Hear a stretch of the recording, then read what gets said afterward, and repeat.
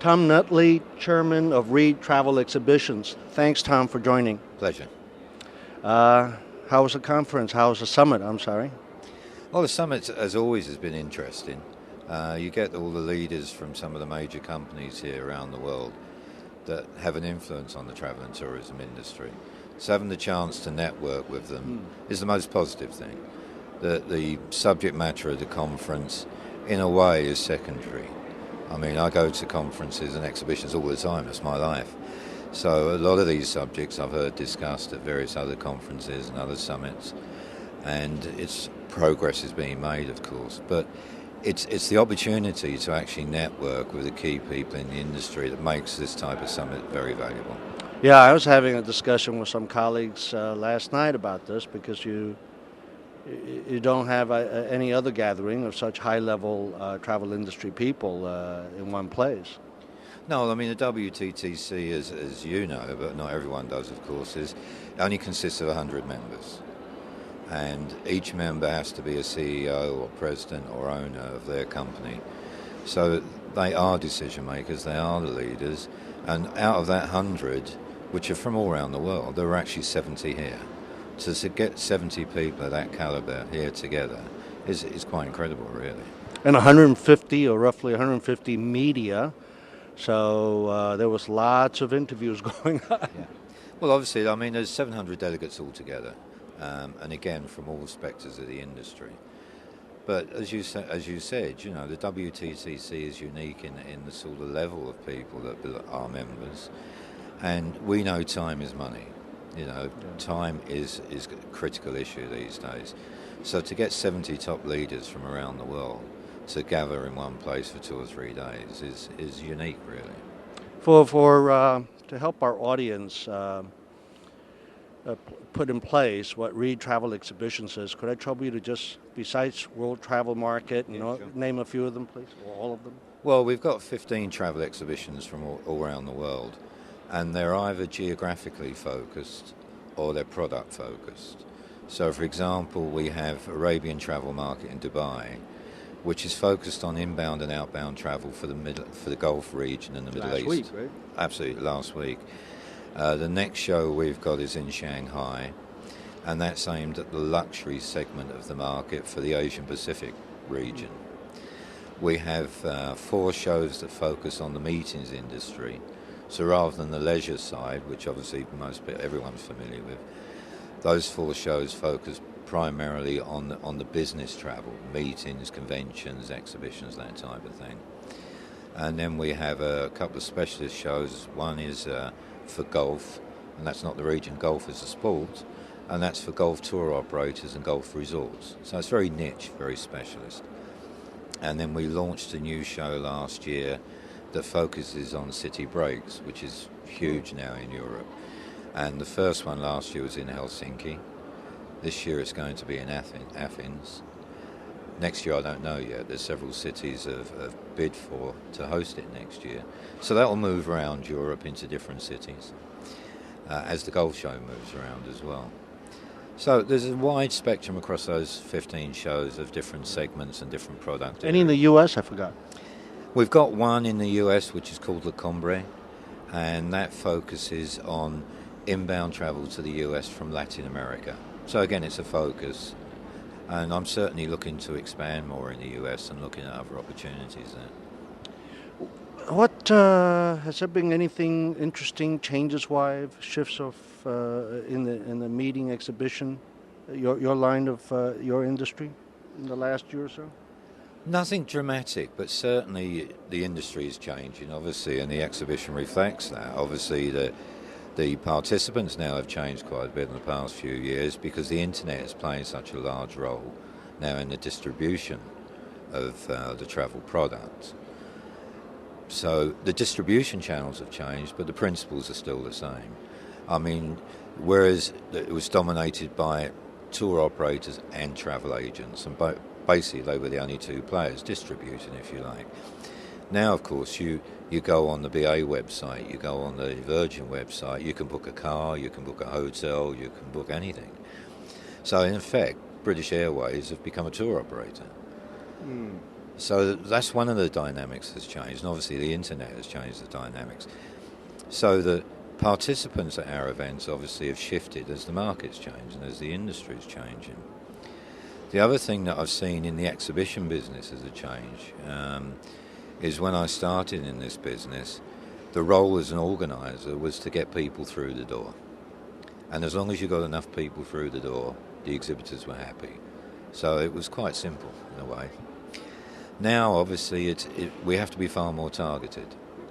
And a lot of the events I run, it's run on the basis of appointment systems now, rather than just getting people in the door.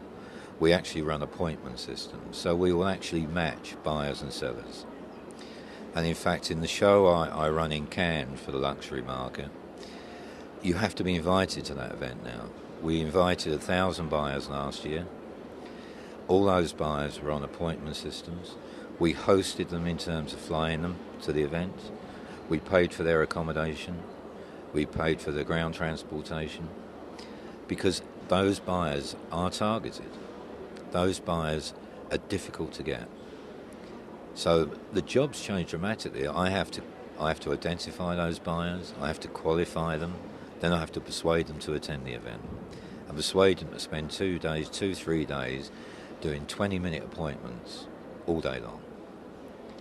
The luxury show in Nice, is that? The one in Vegas? In Cannes. Yeah. The one in the U.S. you were talking about earlier, that is appointment as well, I think? No, that one is not run by us. That's not one of our events. And to my knowledge, it doesn't use an appointment system. And they don't qualify their buyers as far as I know. You say there's going to be more of these types? I think so. I think that the industry's moving that way. In fact, my ambition is, certainly within the next few years, I want to be able to get to the stage where I'm not only qualifying the buyers, but I'm matchmaking. So I want to be able, within a few years, to be able to turn around to an exhibitor or a buyer and say, look, there's hundreds of companies at this exhibition, or there's hundreds of visitors attending, but here is the 40, 20, 30, 40, that from your profile, I know you need to see. I know that you've got a business need with them. I know that you can generate business with them. And I want to be able to develop my database and develop my systems to be able to get to that stage. To what extent will that then deal with the challenge with shows all the time where, the brand name exhibitors, everybody knows, and then you have the sector, the small and medium ones. At the end of the show you go, well, how was the show for you? And they, it's always a hit and miss as far as matching customers with them. Well, that's where the appointment system works extremely well, even at the stage we are now. Because every buyer and every exhibitor gets the opportunity to have a look at the profile of all the exhibitors and look at the profile of all the pre-registered visitors. And this is where I'm doing a hosting program. When I'm hosting the buyers, they have to commit 6 to 8 weeks out of the show that they're coming, because I have to provide them with their tickets and everything else, their air tickets.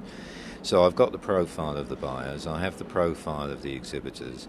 They're all put on a web system, and the buyers can go in and have a look at the profile of the exhibitors and decide which exhibitors they want appointments with. And the small players get just as much opportunity as the big players.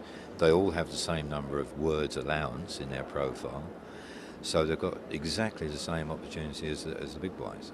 So this is what we're going to see a lot more of in the coming years. That's your objective? Yeah, I think there's still a role, obviously, for the general exhibitions where it's more networking, it's more a mix and match, and it's more just really profiling the company and creating awareness about the company. But people are looking for a return on investment these days. That's the key word, as we all know. And if the way the appointment shows work, I can guarantee that their time will be spent productively, because they are those appointments. And in fact, if the buyers don't fulfill those appointments, I ban them from my shows, because when they actually sign a contract, when I offer to host them, the commitment is they will attend the show and they will attend the appointments they've committed to. Right. Well, this is sort of like those user comments about hotels that you hear about the problem of hotels going on there, or problems with that system that I've heard on some of those appointment systems where the buyer is running around to their appointments and getting that little initial signature that they attended just to get that done and meet that requirement, and weren't that keen on really learning about whatever that seller had to sell. No, well, that's where, that happens in shows where, and there are shows that used that methodology a few years ago, and it was primarily for information seekers, so primarily for travel agents, who were not going to sit down and actually do business. Where we run appointment systems, we only run it where we are looking for qualified buyers. We're not looking for information seekers. The people we invite and host, and it's a big commitment for us. We fly people from all around the world to these events. We spend literally millions hosting these people at times. So we qualify them. We make sure that they've got the authority to do business. And in fact, the questionnaire that we send to them is, what was the last 3 businesses they placed, and what business have they got in terms of being able to place in the next year. And they have to fill that form out, and we don't check every individual form, obviously, but we spot check. And if we're used to doing this now, my team are used to doing that. If the form looks slightly iffy or we're not happy with the information, the first thing the team does is go onto the website to check the website of the company. And if they're still not happy, then they phone the person up. We don't want to obviously be hosting someone that's going to be a waste of space and a waste of time to the exhibitors. So the appointments work well as long as you've got qualified buyers that have got business to place. That's great. And thank you and your team for a pretty good job, because we all attend and profit from these events, and they're part of our lives in the industry. They certainly are now, aren't they? Thanks, Tom.